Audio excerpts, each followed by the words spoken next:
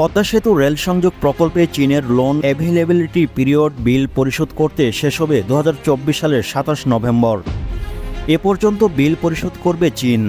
প্রকল্প কাজের বিলের উপর ভিত্তি করে অর্থ ছাড় করে দেশটি, কিন্তু চলতি মেয়াদের প্রকল্পের অনেক কাজ অসম্পূর্ণ থাকবে। বাংলাদেশ রেলওয়ে বিল পরিশোধে আরও 6 মাস সময় চায়, কিন্তু রাজি হচ্ছে না চীন, ফলে চ্যালেঞ্জে পড়ছে প্রকল্পটি। বাংলাদেশ রেলওয়ে জানায় প্রকল্পের প্যাকেজের অফিসিয়াল সাম ও প্রাইস অ্যাডজাস্টমেন্ট এই দুটি আইটেম থেকে সাশ্রয় করা অর্থ ফিজিক্যাল কন্টিনেন্স খাতে আওতায় সমন্বয় করে অতিরিক্ত কাজের বিপরীতে ব্যয় করার প্রস্তাব চীনা এক্সিম ব্যাংকে পাঠানো হয়। তবে এক্সিম ব্যাংক থেকে সম্মতি মেলেনি। ফলে লোন অ্যাভেলেবিলিটি পিরিয়ডের মধ্যে প্রকল্পের সব কাজ শেষ করা ও এক্সিম ব্যাংক থেকে সম্মতি পাওয়ার পর সমদে বিল পরিশোধ করা এখন মূল চ্যালেঞ্জ। 2024 সালের 17 নভেম্বরের পর বিল কিভাবে দেওয়া হবে তা নিয়ে জটিলতা দেখা দিয়েছে চলমান প্রকল্পে। লোন অ্যাভেলেবিলিটি পিরিয়ড 1 বছর বাড়ানোর অনুরোধ করা হলেও এক্সিম ব্যাংক অফ চায়না থেকে 6 মাস বৃদ্ধির অনুমতি দেয়। টিম টিআরসি হৃদয়ে ধারণ করে বাংলাদেশ। দ্য রিয়েল কনসালটেশন, স্বচ্ছ ভ্যাট আইনে দক্ষ ন্যায্য ভ্যাট প্রদানে।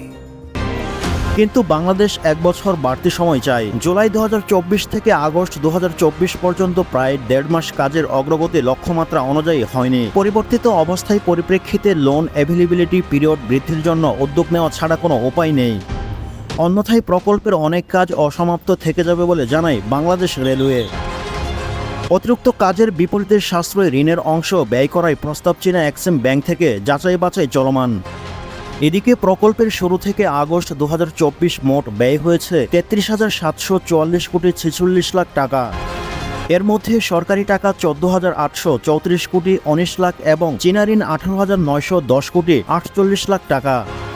আগস্ট 2024 পর্যন্ত প্রকল্পের সার্বিক ভৌত অগ্রগতি 96% এবং আর্থিক অগ্রগতি 85.78%।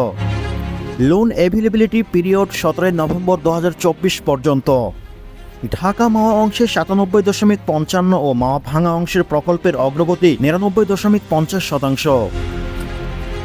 অন্যদিকে লোন অ্যাভেলেবিলিটি বৃদ্ধির জন্য চীনকে প্রস্তাব দেওয়া হয়। আমাদের হাতে 6 মাস সময় আছে, কিন্তু এ সময়ে প্রকল্পের সব কাজ সম্পন্ন করা সম্ভব নয়। হাতে কিছু সময় রেখে 6 মাস সময় চাচ্ছে বাংলাদেশ।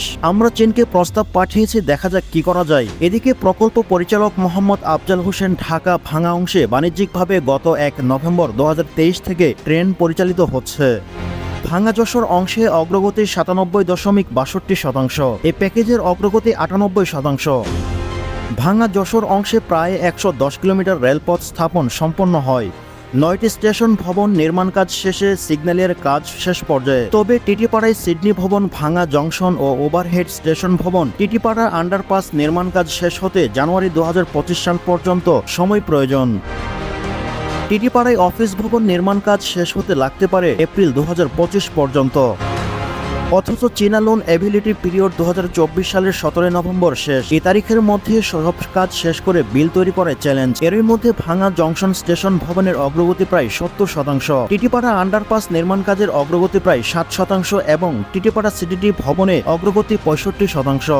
অন্যদিকে ভাঙা জংশন স্টেশন ও টিটিপাড়া আন্ডারপাস কাজের জন্য আনুমানিক ব্যয় হবে $36.62 মিলিয়ন। চীনা লোন অ্যাভেলেবিলিটি পিরিয়ড না বাড়লে মিলবে না চীনের অবশিষ্ট ঋণের অর্থ।